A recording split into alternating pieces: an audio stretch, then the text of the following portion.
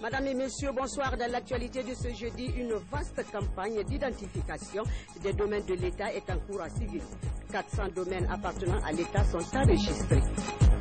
Les autorités administratives donnent 2 mois pour stopper le virus Ebola. C'est le gouverneur de la ville de Conakry qui l'annonce lors de sa rencontre avec les élus locaux, la coopération nationale et les administrateurs des marchés. Dans l'actualité également, la charte de Koufanfouga fait encore parler d'elle. Cette charte adoptée sous l'ère Soundiata Keita, l'association des jeunes pour le progrès et la paix souhaite sa vulgarisation. Mais d'abord, le conseil s'est tenu ce matin, le conseil des ministres, sous la haute présidence du chef de l'État, le compte rendu avec le porte-parole du gouvernement. Suivez. Le Conseil des ministres a tenu sa session ordinaire ce jeudi 23 octobre 2014 de 10h à 12h autour de l'ordre du jour suivant. 1. Message de son Excellence Monsieur le Président de la République. 2. Compte rendu de la session ordinaire du Conseil interministériel tenue le 21 octobre 2014. 3. Divers. Au titre du premier point de l'ordre du jour, le Président de la République a demandé aux ministres de se conformer aux grandes orientations du programme gouvernemental dans la mise en œuvre de leur politique sectorielle. Il a exhorté les membres du gouvernement à se rendre disponibles pour les travaux des différentes commissions parlementaires relatifs à la loi de finances initiale de 2015. Le chef de l'État a demandé au gouvernement plus de réactivité avec les partenaires étrangers pour favoriser la mise en œuvre des projets d'appui et de développement pour le pays. Il a invité le gouvernement à diligenter l'indemnisation des occupants de la route d'Abompa-Koya. Au titre du deuxième point de l'ordre du jour, Monsieur le Premier ministre a fait un compte-rendu détaillé de la session ordinaire du Conseil interministériel tenue le mardi 23 octobre 2014. Au titre des comptes rendus, le Conseil a passé en revue les mesures en cours pour la riposte contre la fièvre hémorragique à virus Ebola. Il entendra, lors de ses prochaines sessions, le compte-rendu de mission des membres du gouvernement à l'intérieur du pays pour la sensibilisation des populations dans la lutte contre le virus Ebola. Le ministre de l'Enseignement préuniversitaire a fait état, au nom du système éducatif, de l'avancée des préparatifs d'une rentrée scolaire sécurisée. Il a annoncé la prochaine réunion de concertation avec les partenaires internationaux le samedi 25 octobre 2014. Au titre de l'examen de texte, le ministre des Droits de l'Homme et des Libertés publiques a présenté le rapport de la Guinée sur le deuxième examen périodique universel, EPU, prévu au mois de janvier 2014. Il a rappelé que l'examen périodique universel est un outil qui permet au Conseil des droits de l'homme des Nations Unies d'examiner le respect des obligations des États membres dans ce domaine. La Guinée a été soumise à son tout premier examen périodique universel le 4 mai 2010 à Genève. À cette occasion, notre pays a pris l'engagement de mettre en œuvre 105 recommandations en 4 ans. Le rapport présenté par la Guinée fait état du niveau de mise en œuvre de ces 105 recommandations. Conformément aux instructions du Conseil interministériel du mardi 21 octobre 2014, une commission interministérielle a présenté le rapport final qui a été approuvé lors de la présente session. Le Conseil des ministres a ensuite pris acte de la décision d'organiser les prochaines festivités commémoratives de la fête de l'indépendance à Kankan. Au titre des divers, le ministre de la Coopération a informé le Conseil que le Japon vient d'accorder à la Guinée 13 millions de dollars américains dans le cadre de l'amélioration de la desserte en eau de Conakry. Avant de lever la séance, le président de la République a donné de larges informations sur la situation politique internationale. Le Conseil des ministres. Dans l'agenda du président de la République, toujours, les 38 médecins envoyés par le gouvernement cubain pour s'engager dans la lutte contre le virus Ebola en Guinée étaient ce matin au palais Sékou Touré. Ils étaient venus se présenter au président de la République et lui montrer en même temps leur volonté de circonscrire l'épidémie d'Ebola en Guinée, comme le dit Samsi Keita dans ce reportage. Au total, ils sont 38 membres du corps médical cubain, spécialisés en épidémiologie et en médecine générale. Au Palais Sékou Touréa, ces professionnels de la santé du Cuba sont venus rassurer de leur engagement au président de la République à soutenir la Guinée dans la lutte contre l'épidémie de la fièvre hémorragique à virus Ebola. Une démarche saluée et appréciée par professeur Alpha Condé. Vous avez une coordination avec Dr Sakoba. C'est avec cette coordination que vous allez travailler. Et c'est eux qui vont vous dire, voilà ce que nous souhaitons. Donc j'espère bientôt rendre visite au peuple cubain pour aller leur présenter les remerciements du peuple de Guinée. J'espère qu'ensemble nous allons vaincre rapidement l'Ebola. Donc soyez les bienvenus en Guinée. Dans cette lutte engagée contre le virus Ebola, le système des Nations Unies en Guinée rassure. Au nom du système des Nations Unies, nous voudrions joindre notre voix à la vôtre pour accueillir l'équipe de la République de Cuba qui arrive aujourd'hui pour se joindre aux efforts en cours en Guinée pour combattre l'épidémie d'Ebola. Le système des Nations Unies a toujours été sous votre leadership pour vous accompagner dans la lutte contre cette épidémie. Le système des Nations Unies continue encore à faire le plaidoyer pour que les moyens soient renforcés, que ce soit les ressources humaines, que ce soit les ressources financières, pour qu'on puisse réellement mettre fin à cette épidémie et pouvoir voir la Guinée redécoller au niveau économique, comme c'était déjà lancé il y a quelques mois. Le président de la République a ensuite mis l'occasion à profit pour parler des relations d'amitié et de coopération mutuelle qui existent entre les peuples cubains et guinéens depuis des lustres. Dans la même dynamique, professeur Alpha Condé a témoigné de son engagement à toujours renforcer l'axe de coopération avant Conakry. En ce qui concerne la lutte contre l'épidémie d'Ebola en Guinée, ces professionnels de la santé du pays de Fidel Castro témoignent. Tous les Québécois sont là, ils sont venus pour travailler pour faire sortir l'épidémie rapidement de la Guinée parce que ça va éviter que ça s'expandisse pour tout le monde. Pour tout le monde, vraiment, pour nous, c'est une grande satisfaction d'aider à notre grand frère la Guinée, qui va à la Guinée, pour faire que l'épidémie, ça c'est une histoire à partir du mois prochain. Les raisons de l'arrivée de ces 38 professionnels de la santé du Cuba sont bien claires. Il y a eu un appel qui a été lancé par le système des Nations Unies dans la personne de son secrétaire général, M. Ban Ki-moon, et en même temps par la directrice générale de l'Organisation mondiale de la santé. Et Cuba a répondu positivement, même les autorités guinéennes ont aussi adressé une sollicitude à notre gouvernement. C'est pour cette raison qu'on a répondu positivement et on est très satisfait parce qu'on a reçu déjà une brigade médicale cubaine qui va s'intégrer dans la lutte contre le virus Ebola ici dans ce pays frère qui est la Guinée. La République du Cuba affiche son engagement dans la riposte contre le virus Ebola en Guinée en envoyant ses professionnels de la santé pour se joindre à ceux déjà sur le terrain. Une manière de mener une lutte coordonnée pour bouter le virus hors du pays. Et voilà qui nous amène à lire ce communiqué dans le cadre de la riposte mondiale contre la fièvre hémorragique à virus Ebola. Dr Dlamini Zuma, présidente de la Commission de l'Union africaine, Dr Carlos Lopez, secrétaire exécutif de la Commission économique pour l'Afrique des Nations Unies, et Dr Donald de développement BAD arrivent même demain à Conakry, 24 octobre. Ces personnalités auront un entretien avec le président Alpha Condé autour des efforts en cours dans la lutte contre Ebola. Autre sujet à Mamou, malgré le report des festivités de l'an 56 de l'indépendance guinéenne, certains chantiers traitent encore en visite dans la région il y a quelques jours. Le chef de l'État a insisté sur l'accélération des travaux, mais certaines entreprises se plaignent du non-paiement. Ibrahima Keita, reportage. Stablement, les 64 chantiers ouverts pour la célébration de l'an 56 de l'indépendance guinéenne ont donné une autre image à la région de Mamou. Entre autres activités, ce centre d'accueil, il compte 16 chambres, une salle de conférence et un restaurant. Si certains chantiers sont complètement finis, d'autres traînent encore, et pour cause. Je suis à près de 50% de travaux réalisés. Je n'ai pas reçu un franc jusqu'au jour d'aujourd'hui. Mon contrat n'est pas signé. Ça, je comprends que mon contrat ne soit pas signé par manque de disponibilité des dirigeants qui peuvent le signer.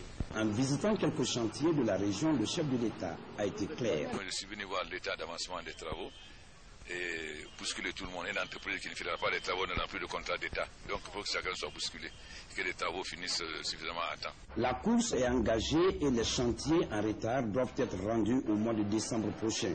D'où la nécessité d'aller vite et bien.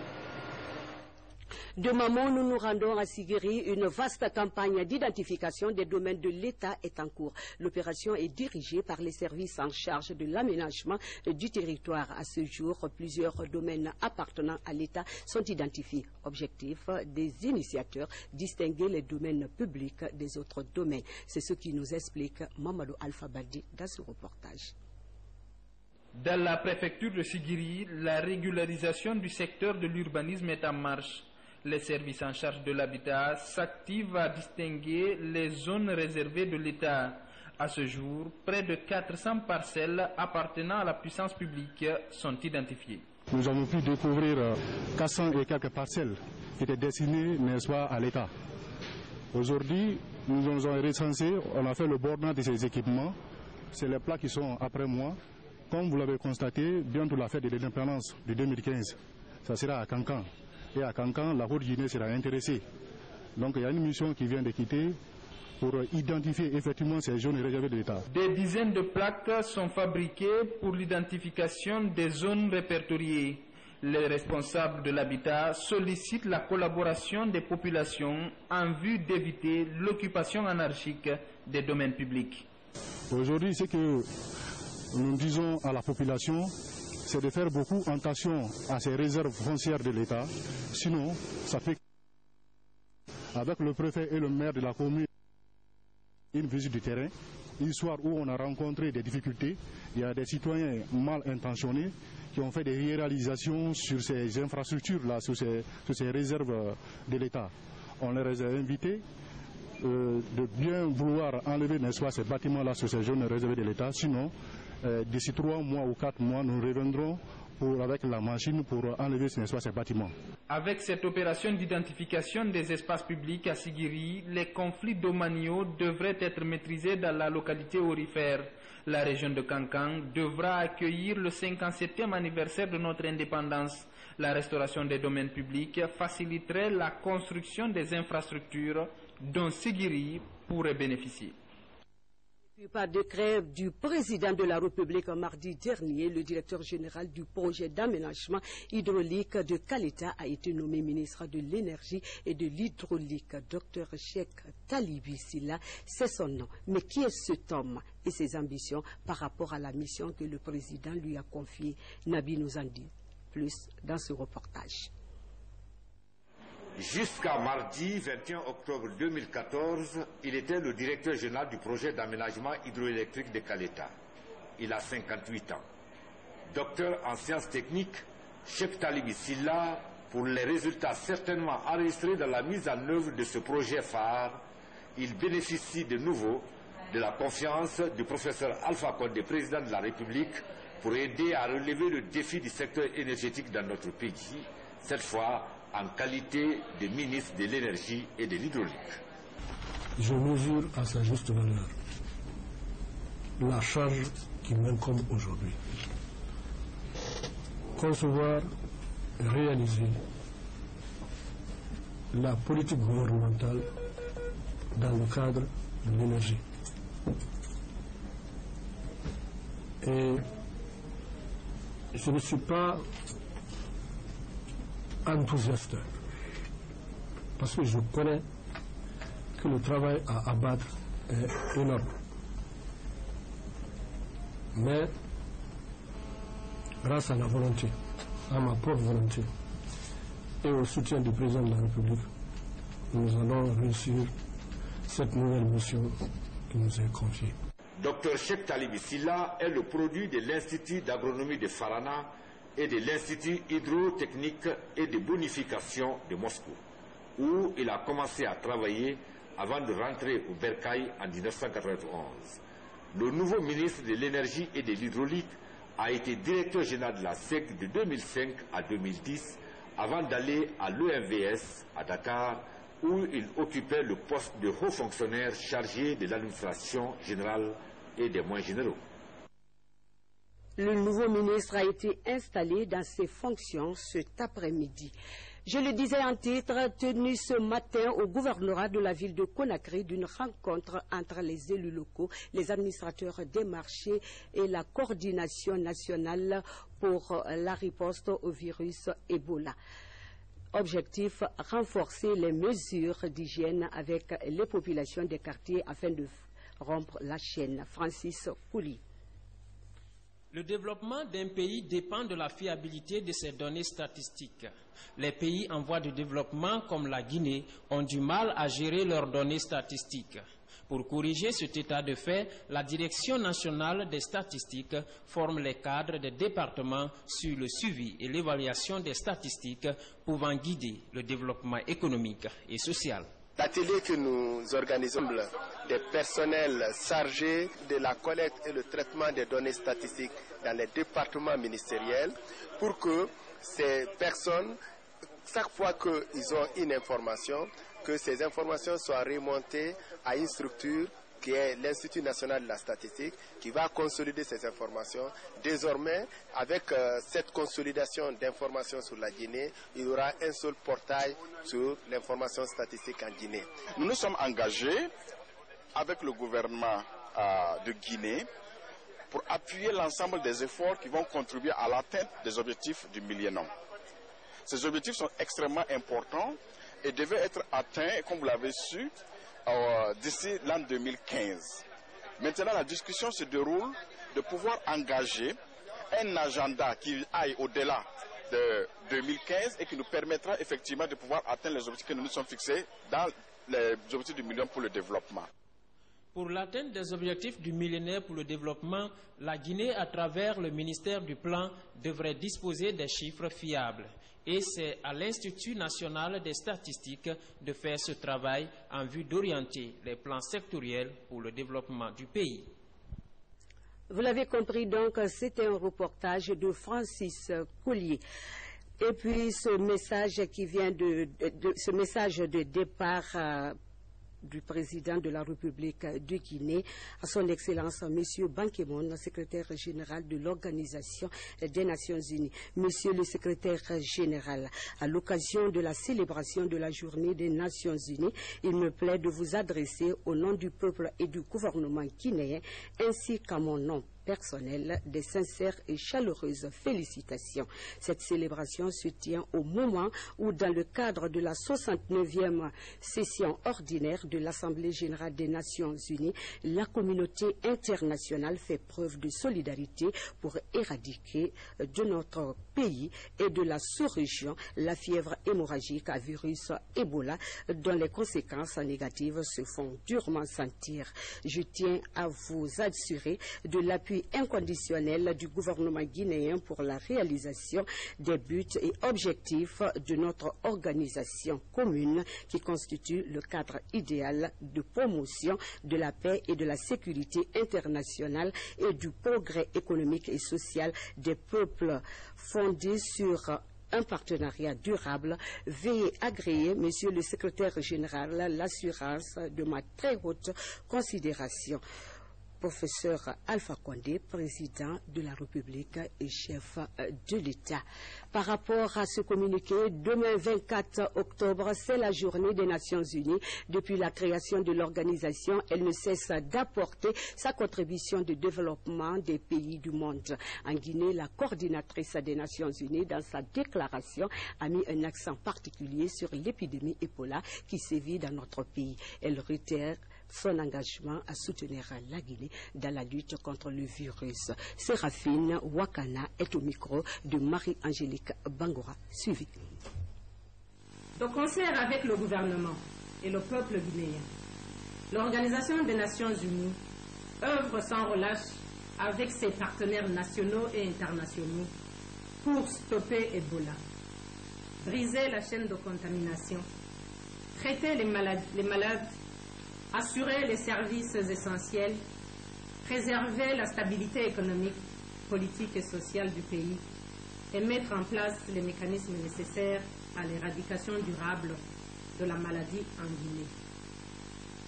L'ONU reste engagée pour accompagner les efforts de la Guinée pour faire face à cette pandémie à travers la mise en œuvre du plan national de riposte à l'épidémie à virus Ebola, placé sous le leadership du chef de l'État. Dans cette perspective, le système des Nations Unies en Guinée place cette journée des Nations Unies 2014 sous le thème « Agir ensemble, vaincre Ebola et accélérer le développement durable en Guinée. Ensemble, menons la lutte et stoppons Ebola ». Ebola toujours retenu ce matin au gouvernorat de la ville de Conakry d'une rencontre entre les élus locaux, les administrateurs des marchés et la coordination nationale pour la riposte au virus Ebola. Objectif, renforcer les mesures d'hygiène avec les populations du quartier afin de rompre la chaîne. C'est ce qui nous explique Moussa Bangoura et Ousmane Kamara. Le gouvernorat de la ville de Conakry déterminé à rompre la chaîne de contamination du virus Ebola d'ici la fin de l'année 2014. C'est ce qui ressort de la rencontre entre le président du conseil de ville, les maires des 5 communes, les administrateurs de marché, les transporteurs et la coordination nationale pour la riposte au virus Ebola. Il est question de renforcer le dispositif sanitaire dans les lieux publics tout en appelant la population au respect des règles d'hygiène. Nous avons sensibilisé, nous avons demandé à chacun de prendre des responsabilités, surtout sur le plan de l'urgence sanitaire. Autant le président de la République a réquisitionné les services de sécurité, autant je réquisitionne aussi mes chefs de quartier, mes chefs de secteur, mes maires, pour ne pas être au devant des techniciens, mais pour se mettre à la disposition des techniciens de la coordination Ebola, pour rompre intelligemment la chaîne de contamination. Selon les statistiques de la semaine dernière à Conakry, 45 cas confirmés et 21 cas suspects. Une situation qui interpelle les autorités locales. Et la coordination nationale pour la riposte appelle à l'esprit civique pour combattre le virus maudit. Je dis à chacun, le slogan actuel, que le bon fils aille dans son bon village porter le bon message à ses bons parents. Chacun a un village, achète toi-même un kit qui ne coûte que 300 000, achète le carton de savon toi-même si tu es inquiet de ton village. Ebola n'est ni une kermesse ni une aubaine. Pour que nous réussissions le combat, il faut qu'on suive tous les contacts, qu'on ne cache pas un seul contact qui échappe au suivi. Un contact n'est pas un malade. Un contact, parce que tu as été en contact avec un malade, on te suit. Et au bout de 21 jours, si tu ne développes pas la maladie, on se donne le certificat de suivi de non-Ebola. Les élus à la base s'engagent désormais à mener des campagnes porte à porte pour bouter le virus Ebola hors du pays.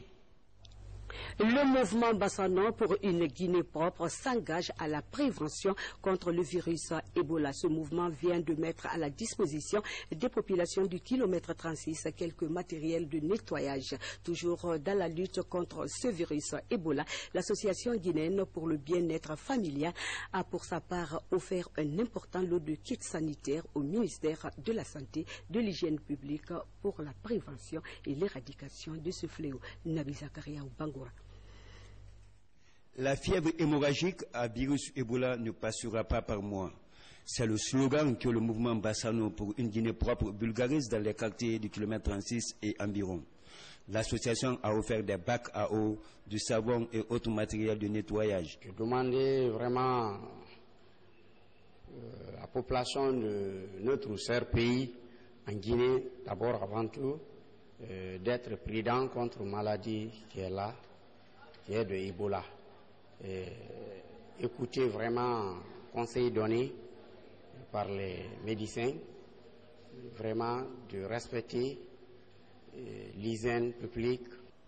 Le mouvement fait aussi de la sensibilisation sur l'hygiène et le nettoyage du grand marché et les autres lieux publics de la localité. Toujours dans le cadre de la lutte contre la fièvre hémorragique à virus Ebola en Guinée, la GBF, entendez l'Association guinéenne pour le bien-être familial, n'est pas en marge. Cette association continue à apporter son appui au gouvernement. Elle vient d'offrir un important lot de kits sanitaires au ministère de la Santé et de l'Hygiène publique pour la prévention et l'éradication de cette épidémie qui sévit dans notre pays. À l'apparition de l'épidémie à virus Ebola dans notre pays, l'Association guinéenne pour le bien-être familial a été l'une des ONG nationales à être sur le terrain à travers ses antennes qui existent dans 2 préfectures et dans les capitales régionales, à mener une stratégie de sensibilisation à travers son public cible, l'OMAS, les pères éducateurs, l'implication des jeunes leaders, jeunes et femmes, ainsi que les professionnels de santé dans les différentes localités pour éradiquer le virus Ebola dans notre pays. Ces kits sanitaires sont composés notamment de bidons d'eau de javel, de thermoflash, de gants et de 2 motos de supervision pour ces antennes de Conakry et Zérékouri. Ces kits sont obtenus grâce à l'appui financier de la Fédération internationale pour la planification familiale, région d'Afrique qui parraine la GBF. Et puis cette brève des kits aussi sanitaires pour certaines localités de la préfecture de Farana, c'est un geste du PDG de l'établissement Touré et Fils. L'action vise à accompagner le gouvernement et ses partenaires dans le combat contre le virus Ebola. Compte rendu avec Mamadi Gassama, nous reviendrons sur cet élément en image dans nos prochaines éditions.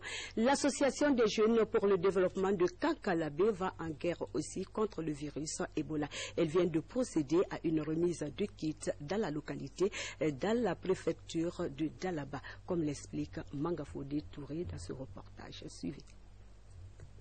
Composés de récipients en plastique, de savon, d'eau de javel, ces kits destinés à lutter contre Ebola sont au nombre de 120 unités. Parallèlement, les donateurs, à travers la JDK, ont offert des t-shirts, 2 ordinateurs et leurs imprimantes à l'administration locale. Ce geste intervient suite à la détection, il y a quelques jours à Dalaba, des cas de virus Ebola. Des cas ayant fait 5 morts et 9 personnes testées positives. Mieux vaut prévenir que de guérir. Et car cela nous tient, l'association des ressortissants de Kankalabé s'est donné la main volontairement pour cotiser afin de donner une solution à la population de Kankalabé. Avec la mobilisation des ressources qu'ils ont faites et la mobilisation de ces kits, nous pouvons dire ici que nous sommes rassurés quant à l'issue finale de cette lutte. Les kits ainsi remis à Kankalabé seront repartis entre les 9 sous-préfectures riveraines à cette localité. Au total, Dalaba compte 9 sous-préfectures. Je le disais également dans les titres, la charte de Kouroukanfouga fait encore parler d'elle. Cette charte adoptée par l'ensemble du Manding depuis 1236 sous l'ère de Sundiata Keita se révèle aux yeux de l'Association des jeunes pour le progrès, la paix et le développement comme la constitution la plus cohérente. Cette association des jeunes souhaite la vulgarisation à travers cette mise en scène grâce à l'appui de l'ambassade des États-Unis. On en parle ici avec Safiatou Kondi. La charte de Kouroukanfouga, ou la plus vieille des constitutions africaines. Les représentants du Mandin primitif et leurs alliés réunis en 1236 à Kouroukanfouga, actuel cercle de Kangawa en République du Mali, après l'historique bataille de Kirina, ont adopté cette charte pour régir la vie du grand ensemble mandin. On retient que l'Afrique avait une organisation avant la colonisation et que c'est notre devoir à tous, n'est-ce pas, d'appliquer cette organisation et non pas calquer bêtement ou copier bêtement l'organisation. Et nos sociétés étaient mieux organisées et par des chefs consciencieux et par des chefs qui aimaient, n'est-ce pas, nos sociétés. Et c'est ce qu'on revoit, c'est ce qui transparaît dans la charte de Kouroukanfouga.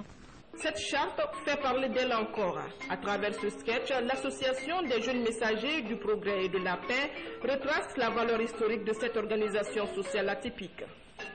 En mettant la charte de Kouroukanfouga en scène, on veut passer un message de paix, de de dialogue où tout un peuple peut se réunir derrière un dialogue de partage et de cohésion sociale. Et nous, jeunes, animés de ces genres de trucs, nous avons voulu vraiment passer ce message à nos confrères et à nos aînés, et puis reprendre le flambeau que nos aînés ont laissé nos aïeux, et utiliser cela comme moyen pour enseigner, pour nous enseigner nous d'abord, et puis véhiculer ces genres de messages pour dire qu'à partir de nos valeurs que nous avons ici, on peut au moins véhiculer des messages de paix et de progrès. Avec l'appui de l'ambassade des États-Unis, cette association de jeunes Guinéens trouve en cette charte la constitution la plus cohérente. Son ambition est de vulgariser à travers un court-métrage pour une diffusion pérenne et universelle. Sport pour finir ce journal avec le coup d'envoi des phases finales du championnat national. La saison sportive 2014-2015 a été donnée cette semaine au stade du 28 septembre. Placé sous le signe de la lutte contre Ebola, ce championnat regroupe plus d'une dizaine d'équipes féminines et masculines. Reportage Ibrahima Souri Foufana. Plus d'une dizaine d'équipes venues de Kindia, Fria, Sangaredi, Kamsar et de Conakry prennent part à cette compétition dans les deux séries féminines et masculines à l'initiative de la Fédération guinéenne de handball. Contrairement aux précédentes phases finales, ce championnat se déroule dans des précautions sanitaires liées à la maladie Ebola. Outre le lavage des mains, la température de tous les participants est mesurée avant de pénétrer sur l'aire de jeu. Dès les premières confrontations de la série féminine, l'Union sportive de Guinée s'est difficilement imposée devant l'Olympique Club de Conakry 18-17 au terme d'une rencontre captivante. L'innovation au cours de cette compétition, c'est aussi au niveau de la table technique qui se modernise au fil des années. Les rencontres de ce championnat se poursuivront jusqu'au 29 octobre prochain en raison de 2 matchs le matin et 3 matchs dans les après-midi. Voilà qui met fin à cette édition d'information que j'ai eu le plaisir de vous présenter ce soir. Merci de votre fidélité à la télévision nationale. Les programmes continuent sur notre chaîne nationale. Bonsoir chez vous.